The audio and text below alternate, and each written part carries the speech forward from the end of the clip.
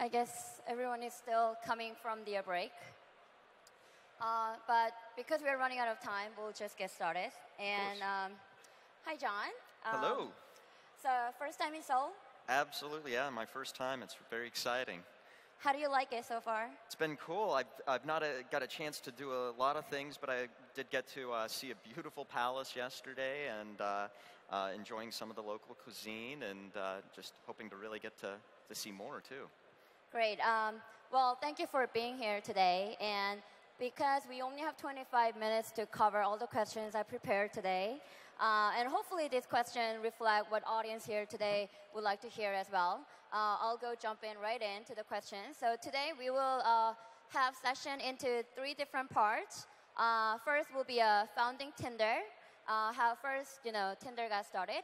And second is after Tinder got viral, how you have to deal with all the issues. And lastly, the future of Tinder and your personal stories as well. So, first question: how you first came up with the Tinder? How did it begin? Sure. So we really saw a problem with everybody, on Facebook and everything. Everybody bringing all their relationships online, and we felt that it's very difficult these days for people to actually meet new people. So we really focused on that and looked at some of the sort of existing services out there and tried to bring them to mobile and take advantage of mobile and how easy it is to connect using Facebook and all and bring that to life and really wanted to make something that was a fun offering, something that people didn't feel like was a chore, but it was something enjoyable to use. I see. And because you're VP of a product, and I know you, the one who came up with the swipe right design, do you think the product design, that swipe right, made a big contribution? And what other factors do you think had a contribution to the Tinder? And how you first came up with the design? Sure. The swipe definitely contributed to it. It's something that you hear a lot of people talk about regular day things. We'll say like I'd swipe right that or things like that. But we've also had some great marketing and just a group collaborative effort between the product and then taking advantage of the technology too. So I think all of those sorts of things come into play in doing that. You can have a great product, but if nobody knows about it, then it's just going to sit there being unused. So I think some of those tactics that of trying to get the influential crowds to use the application were incredibly important. But I'm proud of the swipe. This design has gradually changed, or the first design was a swipe right? It's gradually changed for the most part. Okay. However, the first version did not have the swipe, and it was added about 3 or 4 weeks after we released. But pretty much during our entire popularity, the swipe has existed. But more or less, if you look at an old, one of the original versions of Tinder, it looks very similar to the current version, maybe with a couple more buttons and a little bit more flat style, not quite as skeuomorphic or sort of 3D feeling. I see. And most important question, how you guys worked on the initial traction? Because this is the most hardest part for everyone who's working on a social networking application. So we would love to know how you've worked on the initial traction. Sure. Well, I think especially because we're focused on getting having people meet in real life, that really helps you hone and focus in on specific areas, because now you need to make sure that you have density in a particular area. Otherwise, it's useless. If somebody is, using it in Seoul and another person using it in New York, well, they can't match up. So it allowed us to focus on that. And because we were looking for the trendsetters and all, we were able to, we sort of pitched it and went towards college users a lot because they're all living in close proximity and always willing to try new things. And it really helped. And then we eventually grew out of colleges and grew into the larger metropolitan areas. And it's been so much word of mouth. I think some of our interface and all that helped with that too, having something sort of unique and fun that people liked to share and show each other. And those things helped a lot. Then do you think the word of mouth had more, is the major contribution to the initial tractions? Absolutely. Okay. Absolutely. It's a hard thing to recreate, but it definitely did. I think having your friend recommend something to you is worth, 1,000 advertisements that you could see. So you're saying as a product, as a VP of product, you need to make a product that that is by users to recommend to other people. Absolutely. Your users should be the ones advertising for you. Okay. And so after Tinder got viral because of all the, design and swipe right and a word of mouth, I would like to know about the growth pain. So how many users right now? Well, we don't share our user numbers, but I can say that it's a number that impresses me at least. But okay, wow, that's a lot. It is a lot. That's a lot of numbers. And so what kind of issues were you has to deal with, either, both inside with the employees and investors, and outside it's users all over the world. They have to deal with the technology and language, and what was the I would like to know the growth pain of the Tinder. Sure. I think one of the first things was just from a scaling perspective in terms of the technology and making sure our servers didn't crash. We were throwing hardware and at it all over the place, trying to keep things up and running. We always had, I think it's a common sort of mantra in startups that to just do whatever, because if it becomes a problem, well, that's a good problem to have. Well, every problem we said that to, we ended up having. So we always had to fight those things, and we had our times where it was scary and we were wondering whether things were going to be running the next day. We're past that, thankfully. Early on too, we were also in the United States. It's becoming less so, but it's a common thing that that companies will start with an iOS application. So we were in that boat, and then we needed to move over to Android, and it was something that we then had to figure out how we're going to do that. We didn't have the in-house knowledge. Do we learn it? Do we go find new people? And all of that. And so it took us a little bit of time, but we really needed that, especially for the international community to grow in other countries, because Android is so dominant. Yeah. Especially in Korea. Korea especially, but pretty much everywhere, really. Yes, it's like, I don't know the exact percentage, but it's way over than iOS as well. Yeah. Then what was the biggest challenges you faced since founding the company so far?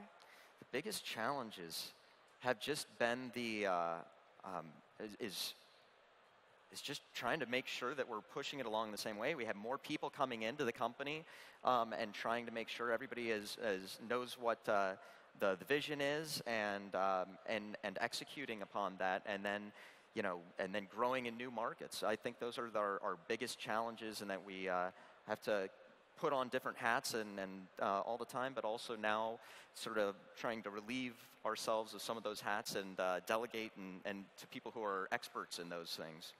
I see. So Tinder just released Tinder Plus. It's been like 3 months so far? That sounds about right, yes. Okay. So I would like to know, but it's adding another business model to the company. Why now, and why not before or a year later from now on? And how are the users responding to the Tinder Plus? Sure.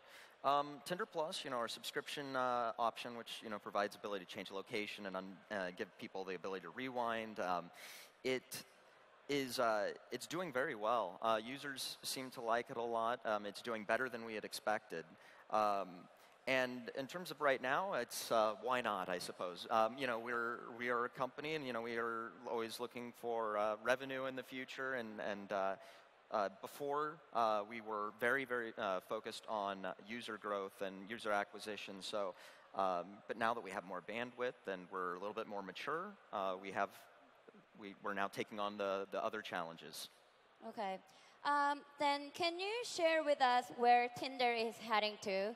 After Tinder Plus, maybe you can tell us some of what's going to happen in the future.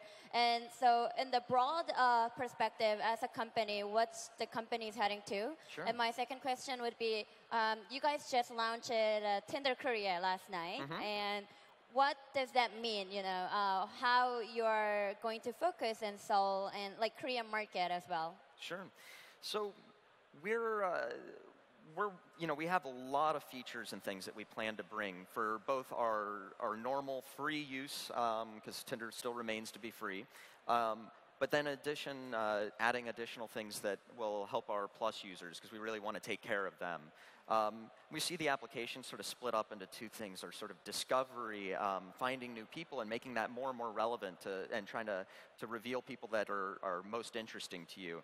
And I think we can make the application better for all sorts of uses. You know, people use Tinder for everything. I've met people who told me that they met their co-founder on Tinder. You know, people are finding their husbands or wives. People are finding their new friends, using it as a travel tool, and we want to do that. We also want to allow people who, because they don't have any connection with this person, we're going to be providing better tools to allow them to communicate and get to know that person and try to get rid of some of those awkward silences.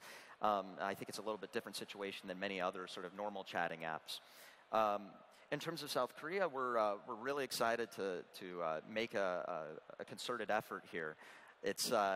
We see Korea as being such an influential market, especially within Asia, and so much of the technology is coming out of Korea.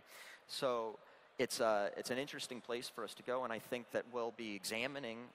We've got a lot to learn, but we'll be looking and seeing if there's things that we can do to help customize to the Korean market and do something better than anybody else has done. And just try to get our name out there too, and just do a better job with that. Well, as the Tinder is growing internationally, I would like to know that all the people in different countries have a different cultural aspects in dealing with the dating app. So how, from the strategical perspective, how do you deal with each country? Do you guys have a different aspects for different countries, or its overall strategy, or? Well, we believe at a certain level that Tinder speaks to most places. It's so simple, but we will be moving into the trying to customize to markets. We haven't done a ton of that so far, besides localizing the application. But I think that there are distinct differences, as you mentioned, that we can do in each individual market. We've been pretty focused on just the growth, and now we're getting that bandwidth to do those things.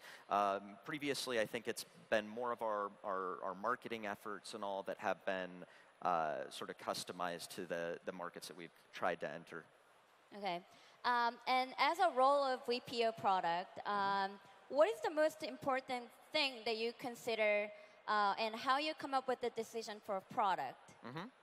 I think the most important thing is really to recognize collaboration, that everybody has good ideas, and make sure everybody's sort of on board. And we're looking for things that people want to use or fundamentally change how Tinder might be used. A lot of times we're looking for some of those things like we released Moments, for instance, which allows you to share photos with all of your matches. And we felt that really changed the entire dynamic there, and gave people the opportunity to essentially say something without having to put themselves out there as much, but also give a glimpse into their life. Instagram integration we recently added. Yeah, that was a very easy one for us to determine to do. So many of our users would actually already put their Instagram handle right in their profile. So it made sense to us to make it just a little bit easier for everybody to do that and add a little bit of authenticity to those users. Yeah, I was wondering about the connecting with your Instagram, because you could have gone out to more pictures from your Facebook or more from the Facebook perspective, and then suddenly Instagram came up. And sure.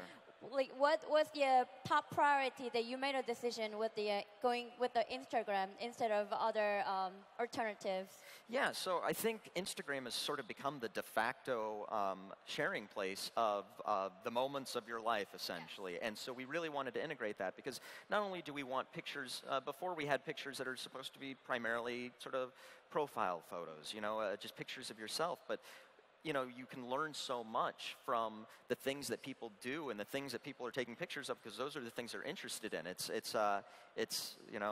cliche, but they say a picture's worth 1,000 words, so it's a lot there that you can learn. Okay.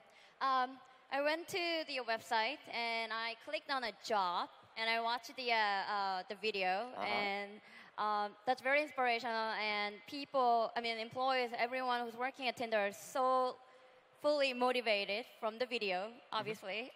It's Los Angeles, so they're all paid actors. No, I'm kidding.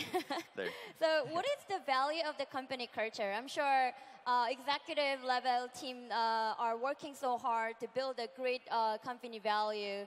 So employees or people who are part of the Tinder work hard and enjoy their life. So what is the most important things that you consider for company value, the cultural value? For us, everybody is there because they want to be there. It's not a job. It's the job is the perk. And so we do a lot of community building. We're all in sort of one large area and constantly speaking. We've got our ping pong tables. We even have a kegerator sitting there. So people work hard, but they really feel like they're part of a family and really trying to change the world. And everybody sort of has a say. We have our all hands every week to discuss the things going on, and everybody sort of has an opportunity to give their input, not that they aren't able to at all other points of the day. I see. Well, I'm sure everyone here knows that Tinder is not located in Silicon Valley. It's in LA. And can you tell us why LA? Well, we were, one of the large parts is we just happened to be in LA. So I and my co-founders, Sean and Justin, we all lived there. And it seemed natural, and we're sticking with it. As we expand, who knows where we'll end up also being. But we also really like LA in terms of, it gives you a different perspective. I think up in Silicon Valley, for instance, you have people buy into these apps and all and think that they're really popular, but nobody outside of San Francisco has heard of them.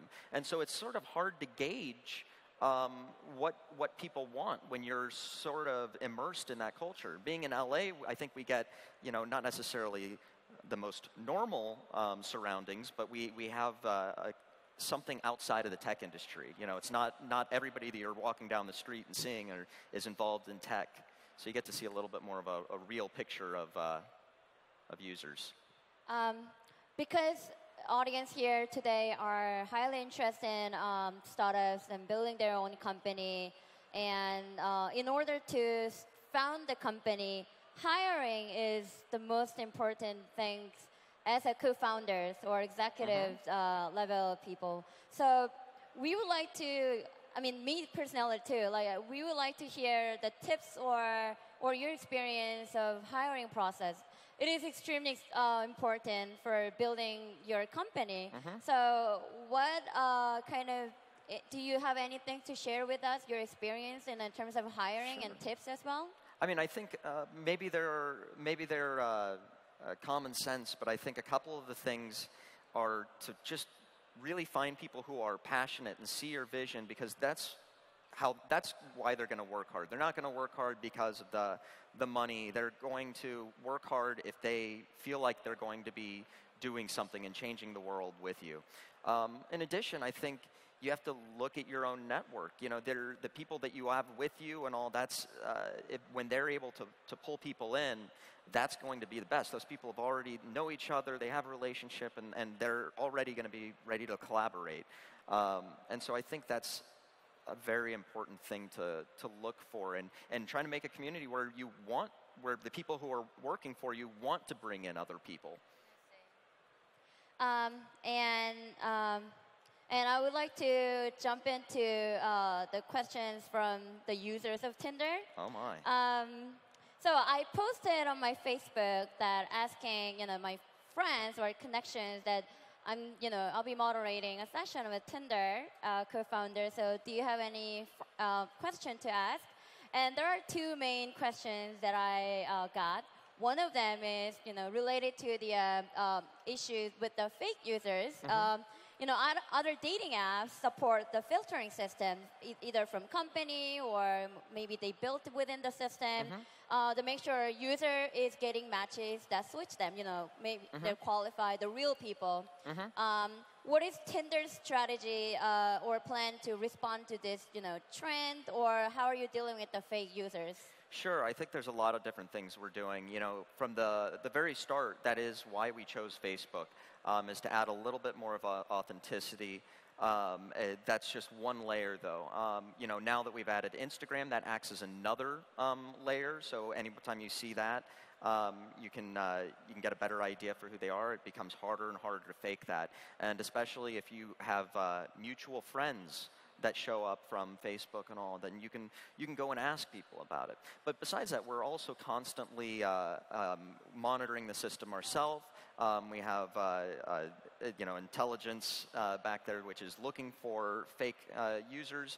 We also have reporting mechanisms. So when somebody encounters it, you know, those it's easy to report somebody and for inappropriate behavior or misrepresenting themselves, and we take all that very seriously. And I think we'll be able to continue doing that, you know, with connecting with other networks too, and trying to sort of identify people a little bit better, and I think that's going to work for us. Okay, and there's another question is, why am I getting no matches? And what's your advice for, you know, to get matches? So my friends who is not getting matches at all. Oh, no. So, but he's into Tinder. So do you have any advice for people who are not getting matches? Well, I think you have to play with your profile a little bit. You know, you've got to try to give a good picture of yourself, and not even just photos, but you want to make sure that you know, that you know, try different photos. Try maybe revealing a little bit more information, or maybe revealing a little bit less. Hooking up that Instagram account might help too, and really showcase what you're about. You know, and then I don't know on the person, but maybe they should be a little bit less picky too. I don't know. Yeah, I'm with that too.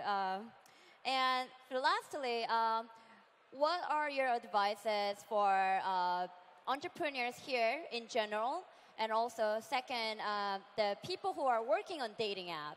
Mm-hmm. What's your advice for them?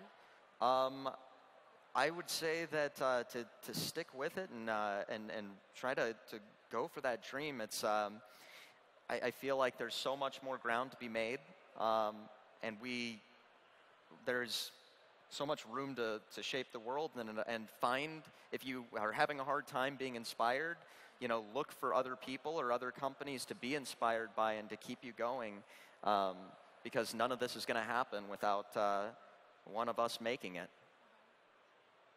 Okay, well, I hope you enjoy the rest of your time in Korea, and you can come back anytime, you know, back and forth more.